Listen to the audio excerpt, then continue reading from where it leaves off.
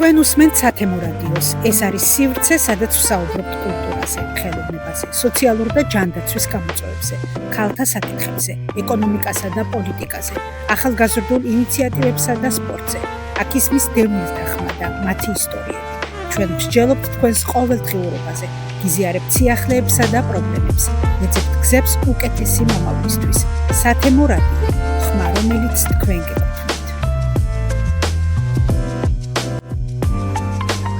მოგესალმებით ძვირფასო რადიო მსმენელებო, ასევე მივესალმები მაყურებლებსაც, იმიტომ რომ ჩვენი სათემო რადიოს ნახვის საშუალება შეიძლება უკვე, ამის საშუალება გვაქვს.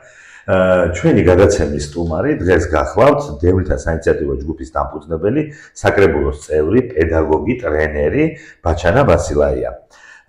გამარჯობა ბატონო ბაჩანა, ძალიან დიდი მადლობა რომ ჩვენ გადაცემაში იღებთ მონაწილეობას. ეს გახლავთ ჩვენი ხონის სათემო ცენტრთან, იცით რომ დასუთა განათლების ცენტრია და თქვენ დიდი წვლილი მიგიწვით ამ ცენტრის ჩამოყალიბებაში და მათ შორის პედაგოგიურ მოღვაწეობაში ამ ცენტრშიც და არა მარტო ამ ცენტრში. იცით რამდენ და რა კარგ საქმეს აკეთებს და მათ შორის არის სათემო რადიო, რომელიც ჩვენ ახლახან იწყებს, ასე ვთქვათ, ჩვენი რადიო დღის სინათლეზე გამოდის და თანდათან ვაპირებთ რომ მოიხვეჭოს მეტი და მეტი მსმენელი. ცხადია, ჩვენი თითქმის ყველა გადაცემა, ყველა ეპიზოდი საუბარი იქნება ხონთან დაკავშირებული, ჩვენ ქვეყანასთან დაკავშირებული, იმ ღირებულებებზე, რაც ჭირდება ჩვენ ქვეყანას, მათ შორის ევროპულ ღირებულებებზე და ასე შემდეგ. მე ვფიქრობ, რომ საინტერესო რესპონდენტებს ვარჩევთ ხოლმე ამ გადაცემებში და ერთ-ერთი თქვენ ახართ და ძალიან დიდი მადლობა, რომ დაგვთანხმდით ინტერვიუზე. პირველ რიგში მიესალმეთ ჩვენ რადიო მსმენელებს და მაყურებელს და შემდეგ გადავიდეთ, ასე ვთქვათ. მადლობა დავით მოწვევისთვის სათემო რადიოს. მინდა მივესალმო მაყურებელს, მსმენელს, ძალიან მნიშვნელოვანია მზარსი ტიპის გადაცემები ჩაწერა, რათა ჩვენი საქმიანობის შესახებ საზოგადოებას უფრო დეტალური და მკაფიო ინფორმაცია მივაწოდოთ. მით უმეტეს, როცა შეიძლება იყვნენ ადამიანები, ვისაც რაღაც ინფორმაცია არ ჰქონდათ იმ აქტივობების და პროექტების შესახებ, რომელიც ხორციელდება სხვადასხვა სექტორის მხრიდან და ეს ამას ერთგვარად ხელს უწყობს და ვფიქრობ, რომ მნიშვნელოვანია. მინდა წარმატება გისურვო, მიხარია რომ თქვენ უძღვებით ამ რადიო ჩაწერებს და თქვენი პროფესიული გამოცდილება და თქვენი როგორც ჟურნალისტური გამოცდილება წარადგება პროცესს მნიშვნელოვნად და მინდა წარმატება გისურვოთ ბატონო თქვენ და რადიოს ზოგადად. უღრმესი მადლობა ბატონო ბაჩანა. ჩვენ არა მარტო თქვენ საქმიანობაზე და ის რაც ხდება ხონში და რა ჭირდება ხონს და თემის განვითარებისათვის რა ნაბიჯები უნდა გადაიდას კიდე ამაზე ვისაუბრებთ. ერთგვარი პორტრეტული ინტერვიუ და გავაკეთოთ, იმიტომ რომ გვეძლება საშუალება ჩვენ საკმაოდ ტევადი დრო გვაქვს საუბრისათვის და ცოტა ახლოს მინდა გავაცნო თემს და ზოგადად საქართველოს თქვენი თავი. პირველი ჩემი შეკითხვა ასეთი იქნება, გვიანბეთ თქვენზე, როგორი ბავშვობა გქონდათ, მე ვიცი რომ თქვენ წარმოშვებით ხონელი არ ახართ, იმიტომ რომ ხართ აფხაზეთელი ხართ, ასე ვთქვათ, მომწონს რაღაცა ეს სიტყვა. აფხაზეთელი მე მგონი რომ თანამედროვე სიტყვა გახდა, აფხაზეთის დროს ეს სიტყვა არ არსებობდა. და ის გულის ტკივილიც ვიცი, ის ყველაფერიც ვიცი, რაც აფხაზეთს უკავშირდება თქვენთვის დღემდე. მოგვიყევით ეს როგორ მოხდა, როგორ მოხდით ხონში, როგორ წამოდით, რა გზა გაიარეთ აქამდე და უფრო მეტად გვაინტერესებს ეს აფხაზეთის თქვენი წარსულის და ბავშვობის და რა ვიცი თქვენი ოჯახის შესახებ. მადლობა ამ შეკითხვისთვის. ალბათ ჩემს ცხოვრებაში ერთ-ერთი მნიშვნელოვანი ფაქტორი ყოველდღიურობაშიც, ფიქრშიც, საქმიანობაშიც აფხაზეთს უჭირავს, სადაც მე აფხაზეთიდან ვარ, იქ დაბადებული ვარ და 6 წელს ვიყავი, როცა ქართულ-რუსული ომის შედეგად მოხდა აფხაზეთის ტერიტორიის რა კარგად შენიშნეთ ნამდვილად ქართულ-რუსული და ცალსახად რუსული ოკუპაცია განახორციელდა და ოკუპაციის შედეგად 6 წელს ვიყავი, როცა ოჯახთან ერთად გადმოვედით საცხოვრებლად ხონში და ეს იყო ძალიან რთული გზა, როცა 6 წელს ბავშვს 4 წელს ჩემი ძმა იყო, გიწევს პერევალი გადმოლახო და გადაგახსოვთ ამ 6 წლის. მე მაგალითად რა წლები გადის უფრო გუნდოვანი ხდება ეს ასე. ჩემთანაც ესე მოხდა, უფრო მეტი რამე მახსოვდა, თუმცა რა წლები გადის, ესე რომ ვთქვათ, უფრო ჭიდროდება ეს მეხსიერება, თუმცა რაც დღემდე მახსოვს, ეს იყო ზღაპრების წიგნი, რომელიც გადმოვიტანეთ, ფაქტიურად მეტი არაფერი გადმოვიტანია ოჯახს, ესეთ პერიოდში მოგვიწევს. სოხუმის დაცემის შემდეგ წამოვედი და აი კოდორით ვინც გადმოვიდა, სვანეთით ის ფეხით გადმოდი. ფეხით გადმოვედით. გვახსოვს შიმშილი, გვახსოვს სიცივე, გვახსოვს დაპირისპირება გზადაგზა ძალიან ბევრი პრობლემები. ფაქტიურად ეს იყო ურთულესი გზა, მაშინ არ არსებობდა სოციალური ქსელი, არ არსებობდა ესეთი საინფორმაციო მინწყარო, რომ ეს ყველაფერი ბოლომდე მკვეთრად მოსულიყო საზოგადოებამ და სოციალია ვინგეხმარება კი ბატონო და გადმოვედით ესე ამბით ხონში ნათესავებთან შემდეგ თან ჩემს მამას ბიძას მეგონეთ რომ ცოცხლებით არ ვიყავით იმიტომ რომ ჩვენ დაიყრნა ისინი თქვა შესაბამის საქმიანობას იგეწეოდნენ და საომარი მოქმედებები იყო მოიხსენებათ და მე გაიგესო ცოცხლები ვიყავით ესე რომ თქვა ბებიასთან დედასთან ერთად როგორც 10000-ობით დევნილი გადმოდიოდა ჩემ თვალწინ გაიარა გარდაცვლილ ადამიანებმა რომელიც თქვა შიმშილით უსიცივით გაიყენა და დაიღუპნენ და ძალიან რთული იყო გოლგოთას გზა იყო ესე რომ თქვა და ალბათ ჩვენი მიხსენებდა ვერასდროს წაიშლება და ამიტომაც მნიშვნელოვანი ესევე რომ არა მარტო ჩემ თაობას უფრო მოალთაობას ახსოვდეს და იცოდნენ ის თუ რა გამოვიარეთ რომ უფრო მეტი წვდომა იყოს და ესე ვთქვათ განცდა იყოს იმისი თუ რამხელა ტრაგედია მოხდა როცა აფხაზეთი დავკარგეთ. ბატონო ბაჩენა ეს რასაც თქვენ საუბრობთ გარდა იმისა რომ თქვენი პიროვნული პირადი და ოჯახური ტრამვა ნამდვილად არის ეს ტრამვა არის ისტორიული ტრამვაც ქვეყნის თავისთავად მე თქვენ ამ ტრამვებთან გამკლავება მოგიწიათ არა მარტო პირადად მოგიწიათ რაღაც გარკვეულ საქმიანობასთან დაკავშირებით თქვენ დღესაც დევნილთა დასახლებაში ცხოვრობთ აქ უამრავი დევნილია დასახლებული ხონში საინციდენტო ჯგუფი გაუჩექმნილი უამრავ პროექტს ახორციელებთ დევნილების გასაძლიერებლად ეს პროცესი როგორც დევნილს რამდენადაა თქვენთვის და ალბათ არის უფრო სასწაულად მნიშვნელოვანი ვიდრე საქმე რასაც აკეთებთ და რა საქმეა რომ ამასთან დაკავშირებით მადლობა ესე იგი ჩვენთვის პრიორიტეტი არის პირველ რიგში ჩვენი დასახლება ჩვენი თემი იმიტომ რომ აქ 600-ზე მეტი ოჯახი ცხოვრობს ძალიან ბევრი სოციალური და ეკონომიკური პრობლემები იყო წლების მანძილზე 600 ოჯახი დაახლოებით რამდენი ადამიანია დაახლოებით 1700-მდე ადამიანი ცხოვრობს ადამიანი რეგისტრაციის ბევრია ჩვენ ქვეყანაში ამხელა რაიონია ხო ანუ ყაზბეგი მაგალითად 3000-კან ცხოვრობს სულ რაიონში დიდი თემია და ძალიან ბევრი მედიაცია ნახა ამ თემმა, ძალიან ბევრი მართალი ნახა და ძალიან ბევრი პრობლემა იყო დაგროვილი. ბოლო წლებია რაც სხვა უშუალოდ კონკრეტულად ამ პროექტების განხორციელებაში ჩავერთე და აქ როგორც სახელმწიფოს ნაწილის წვლილი იყო, ესევე იყო დონორების წვლილი, ევროკავშირის, გერმანიის მთავრობის, საერთოდ დევნილთა უწყებების ზოგადად ჩვენ ალბათ რახან ახსენეთ, უნდა ვახსენოთ DBV International, კი, ეს უფრო ბოლო ის ძალიან დიდი საქმე გაკეთეთ ჩვენც ეხლა საერთოდ ახლა მაუწყებლობთ ვარ დევნილთა დასახლებაში. კი ბატონო. და ეს რამდენიმე გაკეთა დევნილების. აი ზუსტად იმ პრობლემების საუბრად კითხოთ რა. როცა რაღაცება ჩაიარა და უკვე ადამიანებს გაუჩნდა თქვა ინფრასტრუქტურა მოწესრიგა, საბინაო პრობლემები მოგვარებულია, წყალია თუ პირველად საკითხები მოგვარდა თუ იყო პერიოდი ელექტროენერგია ჭირდა, წყალი არ ქონდა დასახლებას და უამრავი პრობლემა იყო და ხა მაშინ განათლებას საუბარი რთული იყო, თუმცა დღეს უკვე როცა თემში არსებობს სათემო განათლების ცენტრი, საინტერესო ორგანიზაცია, სხვა გამაძლებელი კურსები, ქორეოგრაფიული ანსამბლი მოღვაწეობს და 1000, რა ვიცი, შესაძლებლობა გაჩნდა უკვე, ეს უკვე თემის სხვა ნიშნულს ნიშნავს. ანუ საბავშვო ბაღის სკოლა. როცა ბაღი გაქვს, ინფრასტრუქტურა მოწესრიგებული გაქვს და თქვა ქალაქის ხონის დონეზე ნომერ პირველია შენი ბაღი, იმის ინფრასტრუქტურით და თქვა იმ რესურსებით. როცა დასახლებაში უკვე სკვერებზე საუბრობთ, განათლების სივრცეზე საუბრობთ, სკოლა, რომელიც რეაბილიტაციის პრობლემა იყო და უკვე გადაწყვეტილია და მინდა მიულოცო დევნილ საზოგადოებას და მათ შორის ზოგადად ხონის მუნიციპალიტეტს ბევრი ადამიანი ჩართულობით მივიღეთ ის რომ სკოლა ჩასმული და 1.5 მილიონი ლარი გამოყოფილი და დაახლოებით ერთ თვეში უკვე ტენდერი დასრულდება და დაიწყება სამუშაოები ეს ძალიან დიდი წარმატება არის. სკოლა ახალია ისედაც ვერასდროს. სკოლა გარე და შიდა რეაბილიტაციით ნაწილობრივია, გარე სახურავი და ფასადი კარგია საგანმანათლებლო დაწესებულ სკოლას, შიგა რეაბილიტაცია ჭირდებოდა და ეს მიიღწა ახლა. ბაღი არის წელს იწყება რეაბილიტაცია და უკვე ალბათ წლის ბოლოს ალბათ ვერა, მაგრამ თებერვალ-მარტში არა, იქ რაღაც მასშტაბლები არსებობენ ისე. არა, სკოლა არსებობს, ჩვენი სკოლა არსებობს, ჩვენი სკოლა რუსული ბაზა იყო, რუსული სკოლა იყო, რომ დასახლებასთან ბაღი და სკოლა თან ერთვის, უბრალოდ სკოლა ჭირდება რეაბილიტაცია, როდესაც ბავშვი სწავლობს, ძირითადად დევნილი ბავშვები არიან, შერეული ჯგუფები არსებობს, უბრალოდ რეაბილიტაცია ჭირდებოდა და ეს საკითხი გადაწყდა ახლა უახლოეს პერიოდში და მინდა რომ ეს გაუძლიერო უბრალოდ მსმენელს. კი ბატონო, ძალიან კარგი. მოგვიყევით ასევე თქვენი საქმიანობის შესახებ, ამჟამად რა საქმიანობთ? რას გვეტყვით ქალაქ ხონის შესახებ? რა პრობლემები აქვს დღეს ხონს და სად ჭირდება დახმარება? ეხლა იმისა ბატონო დავით რომ ეხლა ხონი ძალიან პატარა მუნიციპალიტეტია, პატარა არის შემოსავლებით, მოსახლეობით და შეიძლება ითქვას ტერიტორიითაც, ძალიან ლამაზი კუთხე არის, იმ კუთხით რომ ხონს ძალიან წინა პლანზე წამოწეული ქონდა ყოველდღიურ ხონის ისტორიას თუ შევხედოთ, განათლება, კულტურა, ის ცნობილი სახეები და ადამიანები, რომელიც საქართველოს ამშვენებენ და საქართველოს ისტორიას ამშვენებენ დღეს. ასევე არის ტურისტულად მიმზიდველი პოტენციალის მქონე გორდი და კინჩხა, რომელიც ხონის მუნიციპალიტეტში შედის და ძალიან ბევრი წარმატებული ხონელია, ესე ვთქვათ, წინა პერიოდის, ასევე დღეს ვინც აგრძელებს საქმიანობას საქართველოს და საქართველოს ფარგლებს გარეთ.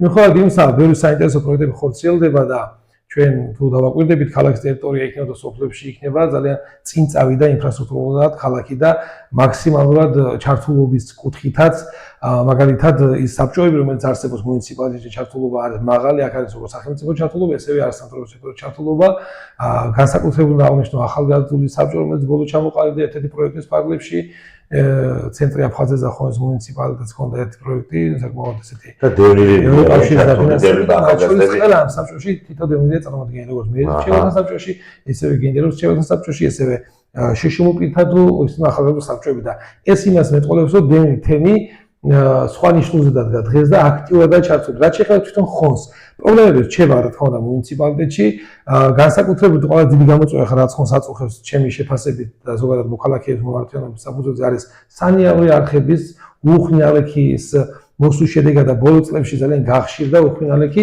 სანიაღვრე არხები, ესე იგი ან ვერატარებს ან ნაკლებობა და პრობლემა. ეს მათ შორის ამ დასახლებაშიც არის, თუმცა ეხლა დაიწყო რამდენიმე ნაბიჯი გადაედგა სოფლებში მოხდა გასუფლება, გაწმენდა, გაჭრა ახალი არხების და ასე ვთქვათ დამსხვრილება და ესევე ქალაქის ტერიტორიაზე ჩვენს დასახლებასთან შემოსასვლელში აბაშიძის ქუჩის ტერიტორიაზე თანამედროვე ტიპის სტანდარტებით კეთდება ეს არხები, რასაც სამომავლო დევნილთა დასახლებას დასაქმება რამდენად არის ამ ხალხის, იმიტომ რომ ამათ ახალ გასაგებია 30 წელზე მეტი გავიდა უკვე და ინტეგრაცია პრაქტიკულად უკვე აღარ უნდა ჭირდეს. აქ უკვე ხონელი ხარ თუ დევნილი ხარ, ალბათ ამის გარდა. ხო, ეხლა უფრო ბატონო ეს როგორ საკითხი ეცით, რომ ინტეგრაციის საკითხი ცალსახად ვერ ვიტყვით, რომ წავე დგას, თუმცა ალბათ იმ ადამიანებზე არსებობენ ჯერ კიდე ადამიანები, მათ შორის ადამიანები, რომელსაც საპასუხისმგებლო პოზიცია თუ საქმიანობა ავარია და ჯერ კიდე ადამიანები ვერ გადავაჩვიეთ სიტყვა დევნილს და ტოლმილს და ეს ძალიან ცუდ რეაქცია შემოდის ჩვენთან, იმიტომ რომ მithქვას და კიდე გავიმეორე, ხა დევნილობა ეს არ ნიშნავს გაჭირვებულობას, დევნილობა არ ნიშნავს მარტო მოწყვლადობას და არ ნიშნავს იმას, რომ რაღაცა დააშავა დევნილობა. დევნილობა ამ შემთხვევაში არის დროებით გადაადგილებული პირი, რომელიც მისაცხოვრებლად და მისავე ქვეყანაში ცხოვრობს და დამოწმება ძალიან ბევრი დევნილი მათ შორის ხონში, ხონის საქმე და ქვეყნის საქმეს აკეთებს ზოგადად და დევნილთა რესურსი ძალიან დიდია. ხშირ შემთხვევაში ეგ სტიგმატიზირება, რაც იყო წინა პერიოდში უფრო მეტად იყო ზოგადად საზოგადოებაში, რაღაც ნაწილში დღემდე რჩება, თუმცა ხონის რეალობაში ჩვენი ინტეგრაცია კი რა ვიცი ხა თუ ამდეხანს თქვა დღეს უკვე ჩვენთან მოდის ადამიანები სათემო ცენტრი იქნება სხვა პროექტები იქნება ხონი კი არა თუ ქუთაისის წყალტუბო მარტოს მუნიციპალიტეტები დადიან რომ რაღაც სიკეთე მიიღონ ხონში დევნილთა დასახლებაში არსებულ სათემო ცენტრიდან ეს იმას ნიშნავს რომ ჩვენთან მაღალია განვითარება და ესე რომ თქვა ხა მე ხონის დევნილთა დასახლებაში სადაც ტურიზმის სკოლას ხელმძღვანელობ, ჩვენ გვაქვს გიდების გადამზადების ტურიზმის კურსები, იცით თქვენ ძალიან კარგად.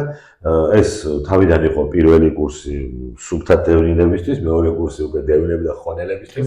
შემდეგ ტელეფონი და სოფელი, ეს გეუბნეთ პირველ წელს. პირველი სამი და დღეს უკვე ამ სკოლაში ქუთაისელები ჭარბობენ, მარტვილელები, არა მარტო რეგიონში, სამეგრელოშიც, მარტვილიდან, აბაშიდან, ვანიდან, წყალტუბოდან ხო საერთოდ რა ვიცი რა მითხრა ჭიათური და თბილისიდან მყავდა ორი ძალიან კარგი ახალგაზრდა ქალბატონი ილიანის უნივერსიტეტის პროფესორები რომლებიც და ჩვენ ზაფხულის კურსი დავამატოთ ტურიზმის ზაფხულის პერიოდი რომ შევძლოთ ძალიან ბევრი თბილისიდან გამოსვლები ხო არ დაგარგოს და კი ბევრი ასე იყო რომ დროებით ვარ ხონში ან რაღაცა სამსახური არ მაქვს და ამას გამოვიყენებ სწავლაში და პრაქტიკულად ეს არის მხოლოდ ხონის ის სათემო განათლების ცენტრი რაც აქ დაფუძნა ჩვენთან ჩვენთვის ამ თემისთვის არის ერთ-ერთი წარმატებული პროექტი სხვა იმ წარმატებულ პროექტებს შორის რომელიც თქვა იყო უფრო მოკლევადიანი ან საშუალოვადიანი დივივის თემა ეხა ეს რაც არის სხვა ზარდო განათლების ქსელი ეს არის ძალიან ძელვადიანი პროექტი და ეს სხვათა შორის მოყვა იმ ყველაფერს რომ კულტურის სახლი სადაც გათავსებულია ნაწილობრივად ეს შენობის რეაბილიტაცია, მეორე ბაზის რეაბილიტაციის მაშინ გერმანიის მთავრობის ჩართულობით გაკეთდა ჩვენი მეგობარი მამუკა ცოტნიაშვილის დიდი მონაწილეობით და ესე ვთქვათ მონდომებით გაკეთდა დანისტოლთა საბჭომ განახორციელა დევნილთა სააგენტოსთან სამინისტროსთან ერთად და ამან მოიტანა ხონისთვის იმხელა სიკეთე და დაგვანახა რომ დონორებთან ურთიერთობა და პროექტებთან ურთიერთობა ძალიან მნიშვნელოვანი. ეხლა თუნდაც ბოლოს აი რაც ცენტრი აფხაზეთის პროექტის ფარგლებში აფხაზეთის ქუჩა მივაინჭე 2 წელია, ხო? წელს უკვე მეწარმე ქალთა ფონდს ჰქონდა ივენტების პროექტი, სადაც დევნთა ქალთა გაძლიერების კომპონენტში ძალიან ბევრი ახალი ინიციატივა, 6 ინიციატივა განხორციელდა, ერთ-ერთი იყო რომ მინანიშნებლები ვუკა და მინანიშნებლები დათავსდა დასახლებაში შემჩნევთ თუ არა, თორემ გაჩვენებთ, რამაც ძალიან სვანელი ეფექტი შექმნა, თქვა უკვე დამტენები დავამონტაჟეთ, სადაც მზის ენერგიაზე დამუხტვა ხდება და ეს ნიშნავს იმას, რომ არა თუ თქვა დავიკარგეთ რაღაც ჩავიკარგეთ, ვითარდება თემი და ის მადლობა ამ მოსახლეობას. და რამდენად მნიშვნელოვანია ამ უცხოელ პარტნიორებთან ურთიერთობა, მე მინდა განსაკუთრებით ევროკავშირის ქვეყნებთან ურთიერთობა, ევროპული გამოცდილების გაზიარება, რომ უფრო გაძლიერდეს ადამიანი და მეტი აი რა გამოცდილება გვაქვს ევროპული ისეთი, მე ვიცი რომ თქვენ ხშირად ევროპაშიც ყოფილიყავთ ამ კუთხით გამოცდილება გაგიზიარებიათ, რამდენად მნიშვნელოვანია მოსახლეობის დონეზე იყოს ეს ევროკავშირის გამოცდილება. ესე იგი, ვინ თუ არა ყველაზე კარგი ხალხი ჩვენად დევნილმა იციან, ჯერ კიდე იმ პერიოდში ძალიან გვიჭირდა ჩვენ ამერიკელი ხალხის ევროკავშირის ქვეყნების დახმარება, როცა ძალიან ძიმე ვითარებაში იყო ქვეყანა და თქვა და კვების დონეზე იყო საჭიროება. მის შემდეგ ხა ამ დასახლებაში თუ რამე მძლავრი პროექტი განხორციელებულა, ან იყო სახელმწიფო ნაწილი ჩართულობა, ან იყო დონორებთან ჩართულობა, ხოლმე ეხლა დავასრულეთ დილესის ბოლოს დავასრულეთ ევროკავშირის დაფინანსებით 1 მილიონ ევროზე მეტი დაფინანსება ცენტრ აფხაზეთთან ერთად მივიღეთ და იყო 2 ნაწილზე, ერთი იყო ინფრასტრუქტურა, რაშიც შედიოდა თქვათ ნაგავზირი, ნაგვისურნები, განათებები, რაც არის ეხლა ეს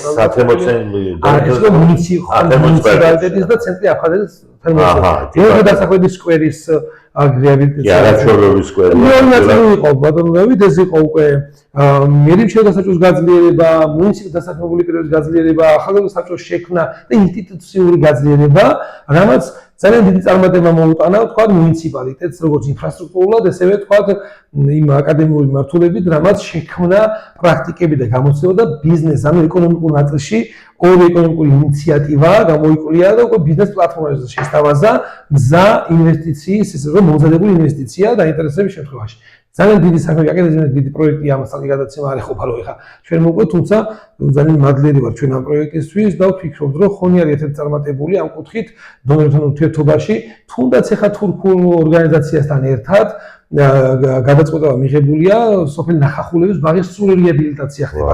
ეს იქნება თურქი დონორი, ეს იქნება გერმანელი, ეს იქნება ევროკავშირის სხვა ქვეყნები, ამერიკა თუ ასე შემდეგ.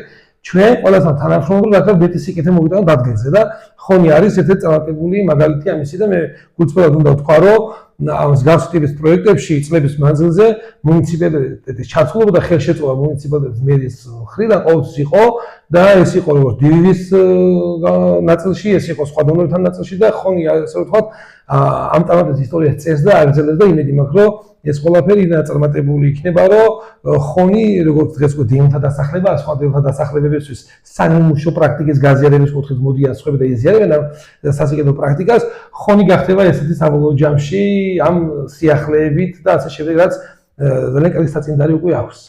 ძალიან მაგარია, ძალიან მომწონს. თქვენი გამოცდილება რომ გაუზიაროთ, დაუშვათ ჩვენს სპენელს, იგივე ჩვენი სპენელი იქნებიან როგორც სათემო ორგანიზაციის წარმომადგენლები, თემში მცხოვრები ადამიანები, ჩვენ სოციალურ ქსელითაც ალბათ ბევრი მოისმენს ამ ინტერვიუს.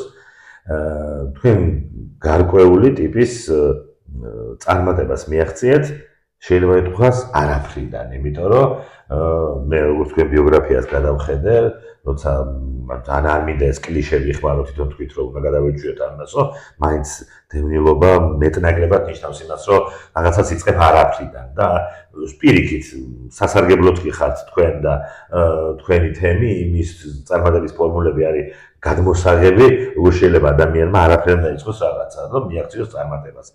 თქვენი წარმატების ფორმულა რა იყო, იმიტომ რომ ხართ წარმატებული პედაგოგი, წარმატებული ტრენერი, სამოქალაქო სასწავლო სკოლაში, ტრენინგებს ატარებთ, პროფესიულ ტრენინგებს მათ შორის, საკრებულოში წევრი ძანდებით უკვე მეორედ აგიჩიეს თუ არ ვწდებით, თუ პირველად. ისტორიის ფარგლზე მეორე. მეორე, ხა დროსაც იყავით საკრებულოსისა, კი ბატონო.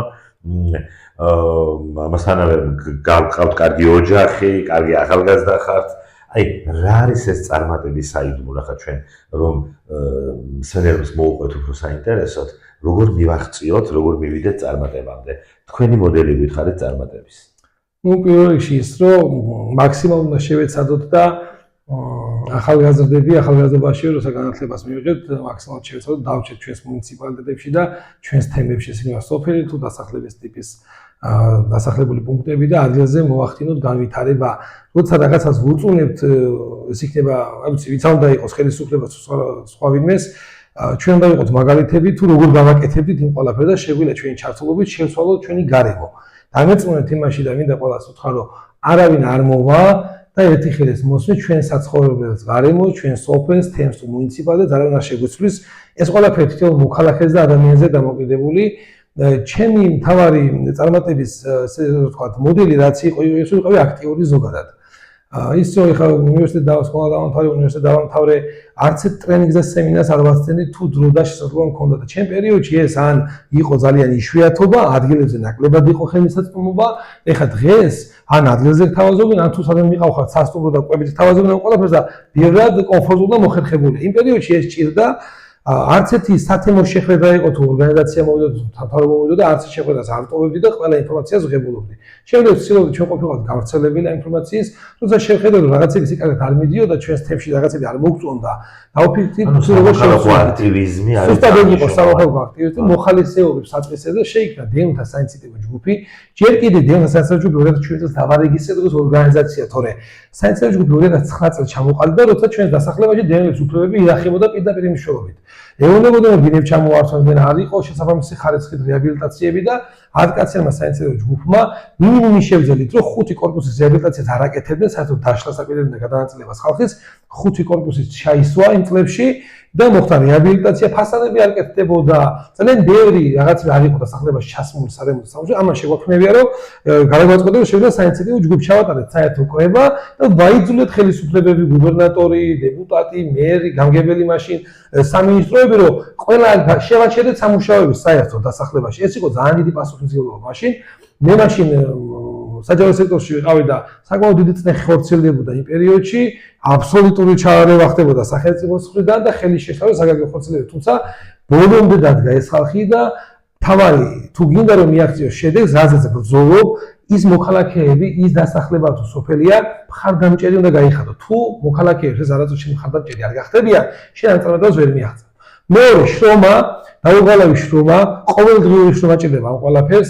ეს არ არის მარტივი ამბავი, მარტივი შეიძლება ადგილ და წახვიდე სხვა ქალაქში და კომფორტულად იცხოვრო და ესე იყოს, თუმცა დამეწმუნეთ იმას, რომ არ არსებობს საღამო დილა და ჩვაღამე ადამიანს სადაც დაჭირდები, იმ დროს შეგაწუხებს და ეს არ უნდა იყოს შეგვიძლია დისკომფორტ და მაქსიმალურად მოერგო.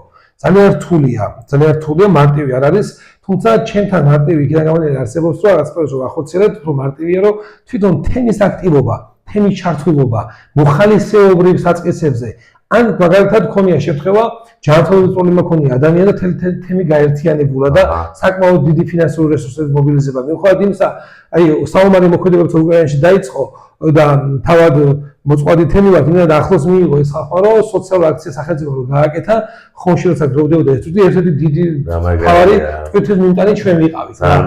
და სისხლის გაგერთაცია იციან რა არის, რა შეიძლება განიცდდეს ეს გადავატარეთ აქ, იმიტომ რომ უკრაინელებს ჩვენთან ჩვენი 92-93 წელს ძალიან ძირითადად ქონდა დიდი დასახლება ქონდა ჩვენს დახმარების კუთხით და ამ ხალხს აქ ამ თანაგზნობის ესეთი მაგარი თემია რა ესე რომ ვთქვა და პირველ რიგში მინდა ურჩიო ყველას რომ თქვენს თემთან უნდა დაარაგოთ თემა იმით რომ ნდობა მიიღოთ, ნდობა წლები ჭირდება, გაკეთებული საქმეები ჭირდება და ეს არ არის მარტივი პროცესი და მეორე აუცილებელია თანამშრომლობა თვითმმართველობასთან. თანამშრომლობა იმ კუთხით რომ პრობლემები მიიტანო, ფიქრობ რომ ყველა დევნთა დასახლებების წარმომადგენლობა საკრებულოში იქნება თუ მერიაში იქნება, უნდა იყოს დიდი დევნთა თემის წარმომადგენელი ყველა ქალაქის თვითმმართველობაში, რომ თავიანთი პრობლემა დევნებმა გადაჭრა და ისე არ უნდა ხდებოდეს, რომ დევნთა საკითხებზე დევნებს უნიშნავენ ადამიანს, რომელსაც შეხებულობა არ არის და დევნებს უტოლები გაუკეთებენ ზოგ შემთხვევაში. ეს არ მოხდა რა ხონისძიებაში და ამან იმუშავა რა. ამ კომბინირებულმა ამბებმა იმუშავა, შემდეგ იმუშავა იმან რომ ჩვენ საინტერესო ჯგუფს წლების მანძილზე არც ერთი პროექტი პირადად ჩვენ არ მქონდა ფული ჩავისხო და ხელფასები ქონდა. არ ყოფილა ეს ისტორიაში, რამდენიმე პროექტი ქონდა და ეს იყო დაახლოებით 5000 ლარის ფარგლებში ყველა ერთად, როცა უშუალოდ პროექტი გავახორციელებთ და 10 წელი წელს ამ ეტაპში ჩვენ ვიღაცამ შეიძლება ითქვას რომ გრანტები აქვს და ფული აქვს და არა ხალხო ეს იყო და არის მოხალისეობის საწყისები. ეხლა ჩვენ ყველა ჩვენი სამსახური, ჩვენი შემოსავალი გვაქვს, მაგრამ ამ სამსახურს შეიძლება შევთავაზო საქმიანობა, რომელიც შენ საქმეს აკეთებს, შენი თემის საქმეს აკეთებს და დამეწუნეთ ადამიანები ამას ხედავენ, ამას გიმართლიან კიდევ და მხარს გიჭერენ ყველაზე მნიშვნელოვან რაც არის. რო არა ეს მხარ დაჭერაც ამ დასახლებიდან ყოველთვის იგრძნობა, ალბათ მეც ვერ ვიქნებოდი ესეთი ძლიერი და ანგარიშგასაწევი ძალა.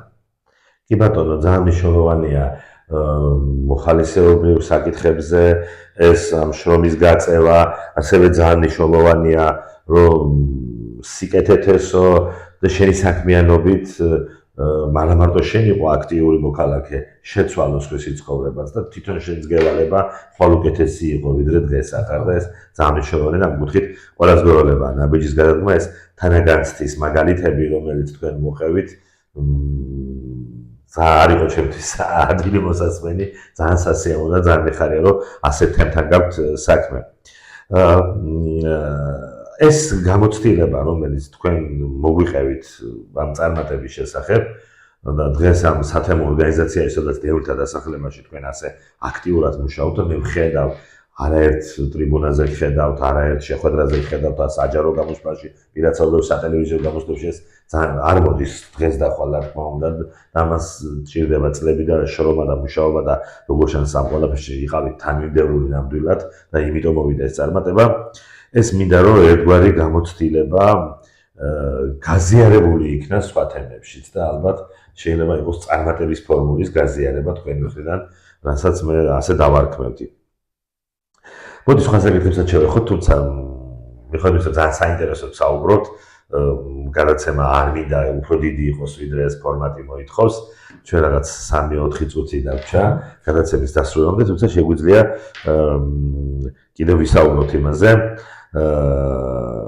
რა არის ის, რასაც შთაგონების ძალა გაძლევთ თქვენ, რომ არ დაგეზაროთ, არ მოდუნდეთ და უშოთ შეიძლება მარტო თქვენ კარიერაზე იფიქროთ და როგორც გიგზავნოთ ამას თქვენს ბიზნესზე იფიქროთ, გაქვთ თუ არა ასეთი არ ვიცი, მაგრამ შეიძლება გქონდეთ და ხვალ შეიძლება ბიზნესში წახვიდეთ და ფული შოვასვლაც არაა ცუდი სიტყვა ეს ზედათაობაში სამწუხაროდ ესე იქნა გაგებული და ამაზე ქართული წერობას დამნაშავეა რაღაცა ვაჭარი და საცინი ადამიანი იყო და ამ დროს ესაცი არა სოფამას კაპიტალიზმი ქვია და ეკონომიკა ქვია და შეიძლება თქვენი საქმე აკეთოთ გყავთ ოჯახი მეუღლე შვილი და გაქვთ თქვენი საქმე ჩაიკეტო ამ ნაწილში კარგად იყო ამას რეგიზალავთ კონსტიტუციით გაქვთ უფლება იცხოვროთ როგორც გინდათ ისე რა თქმა უნდა აი რა არის შთაგონების ძალა რაც გაიძულებთ რომ თუნდაც უკეთესებისკენ შეცვალოთ თითეული დევნილი ცხოვრება რომელიც ამ დასახლებაში ცხოვრობს. მადლობა ამ შეკითხვისთვის. დავით, ესე იგი ორი რამეა რა, ერთი რომ მიფიქრია კიდევაც ზოგჯერ ძალიან დამღლელი არის ხოლმე ხშირ შემთხვევაში ზოგჯერ არასამართლიანიც არის, ზოგჯერ გულისწყობებსაც იწვევს რაღაც გარემოები ხდება ესეთი ხა ბევრი ადამიანი ყველაფერს ხედვა აქვს, თუმცა მთავარი мотиваტორია ალბათ შედეგებია. პირველ წლებში ეს უფრო мотиваციის ნაწილში ჭირდა, უფრო მიზანი იყო, რომ დასახლება გამხდარიყო განვითარებული და ეს თემი იყო სანიმუშო. და როცა რაღაც უკვე ნიშნულზე მივედით, ეხა არის ის, რომ მივიდეთ იქამდე, რომ მაქსიმალურ იდეალურ ვერსიას მივუახლოვდეთ და მაქსიმალურად ისე მოხდეს ამის ისე ვთქვათ, შეწყმა და გვერგვინება, რომ სანიმუშო იყოს ეს თემი და ეს იყოს როგორც ქართველებისთვის, დევნილთა დასახლებებისთვის და გადამდები იყოს, ისევე მინდა იყოს იგივე აფხაზებისთვის, ჩვენს ძმებისთვის, ვინც მეორე მხარეს საქართველოში ცხოვრობენ, რომ თუ ჩვენ თავიდან დავიწყეთ და შევძლებთ განვითარება, რატომაც არა შეიძლება ჩვენ შევძლოთ ერთადაც განვითარება და ეს სტიმულიც არის ერთგვარად. ასევე ბედნიერებას რაც გურის და სტიმულს მაძლევს, როდესაც პრობლემა აქვს დევნილის და გადასაჭრელი საკითხია და ამას მოვაგვარებთ, მისი კმაყოფილი ადამიანური კმაყოფილება და ეს мотиваციას გაზრდა ძალიან მშვიდად მიდიხარ სახში და ჩემთვის ყველა შემოსავალზე, ეკონომიკურ ნაწილზე, ფინანსებზე უფრო მაღლა დგას, მაგალითად, როცა დევნილს რაღაც საოპერაციო საკითხი აქვს, პრობლემა აქვს და დაფინანსების შევსება ჭირდება და ეს იქნება ჯანდაცვა, მთავრობა, ხოლმე აკრება ფულს რაღაც საჭიროება მოგვარდება და ის გადაურჩეთ ესე ვთქვათ, ან ხელმისაწვდომობა პროგრამებზე შეიძლება განათლებაც არ ქონდეს ადამიანს იმდენი. ეხლა თუნდაც ნახეთ აი ხელმისაწვდომობა რა ეკუთვნის და ან ევროკავშირის პროექტის ფინანსებით, მუნიციპალიტეტის და ცენტრალური აფხაზეთის ერთობლივი გადაწყვეტილებით დევნილთა საინიციატივო ჯგუფმა საგრანტო კონკურსს აგვიფინანსდა შიშუმ პირებისთვის ადაპტირებული მიკროავტობუსი. ეს რამდენიმე დღის კვირის ამბავია.